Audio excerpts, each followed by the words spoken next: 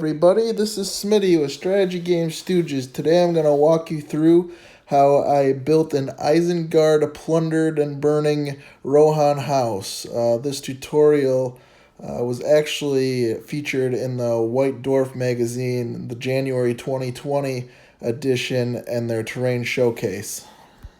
Pictured here is a page out of that terrain showcase showing the assembly process and also how it looked after it was done being painted. So I'm going to walk you through with a couple pictures here and I'll talk about kind of how I went about replicating this. This is my first ever tutorial video and I hope to actually have going forward some more tutorial videos of me physically putting the goods together and also painting them. So as I get better, the quality of video will hopefully get better as well. I'd also like to start out by letting you all know that I consider myself a below average painter, and I actually think this project turned out very good considering my skill level. So I just want to reiterate that if I can do it, anybody can definitely do it. I first started out by assembling the Rohan house. I followed the main directions that are included in the Rohan box set with as little additional add-ons as possible to match the White Dwarf article. I was a bit worried at first because I didn't have a Citadel saw available to me, and with Games Workshop website being closed, I just went ahead and decided to use my spruce snippers and a drill. So I went and drilled out a bunch of parts of the roof and then ended up using my snippers to basically form the roof to look like the middle archway was caving in. I first did one side of this and then put it up to the other portion of the roof and basically made a stencil with a pen and cut out the other one to match.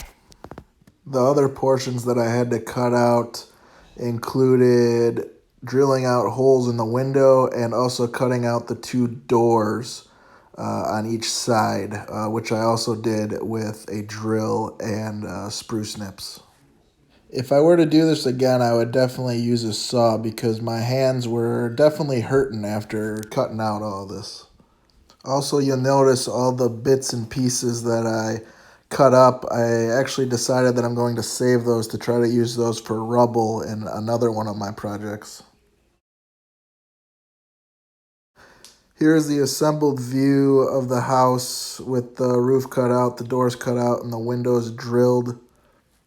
Unfortunately, I wasn't able to get my hands on some balsa wood during the coronavirus quarantine.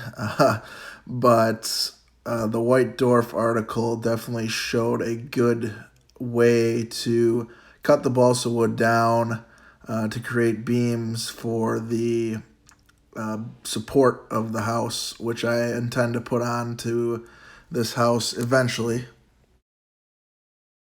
After assembly, it was finally time to put the house under paint. I first started by undercoating it in Chaos Black, as I thought this would give a good effect of the burning look after paint was applied to it. It also was a good base color to start with for the roof burning portion of the thatched roof, along with the scorched portion above the doorways.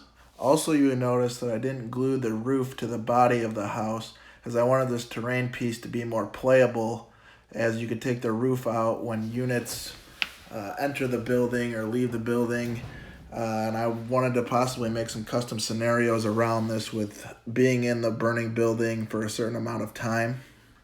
I definitely think this piece of terrain would make for a good rescue scenario.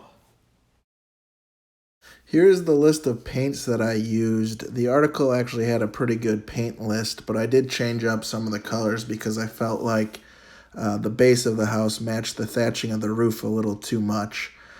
So I did end up going with Baneblade Brown for the wood pieces of the house, and then I switched over to Xandri Dust for the thatching.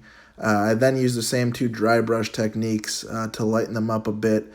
I used Carrick Stone and then Terminator Stone I washed the wood portions of it with Agrex Earthshade, and I washed the roof portion of this with Nuln Oil, just to make it a little darker tone than the actual building itself. When I applied the Baneblade Brown and the Xandri Dust, I tried to keep the portions that were supposed to be black, black, just painting up to that space. But I did end up going back and retouching up some of it with the Abaddon Black. And then that was highlighted with Storm Vermin Fur, which I thought gave it more of a nice burnt feel. After that, it was then on to a quick wash. Like I said, just used Agrex Earthshade on the building and Nuln Oil on the roof. And then I went over the roof again one more time really quick with Terminated Stone. And voila, here it is, the end result. Obviously minus the balsa wood that I still need to put in. But I think it turned out rather well, and I'm really excited to use it on the battlefield. Like I said, I don't consider myself the greatest painter or crafter, but considering this as my first conversion job, would say it turned out pretty close to the White Dwarf article, and if I can do this, anybody can definitely do it. Thanks for taking the time to watch. As I said, this was my first ever tutorial video, along with my first ever conversion. So I hope to continue to get better at painting while continuing to put out better content for you guys to enjoy. If you guys have any questions, feel free to comment. And as always, please don't forget to subscribe. Thank you.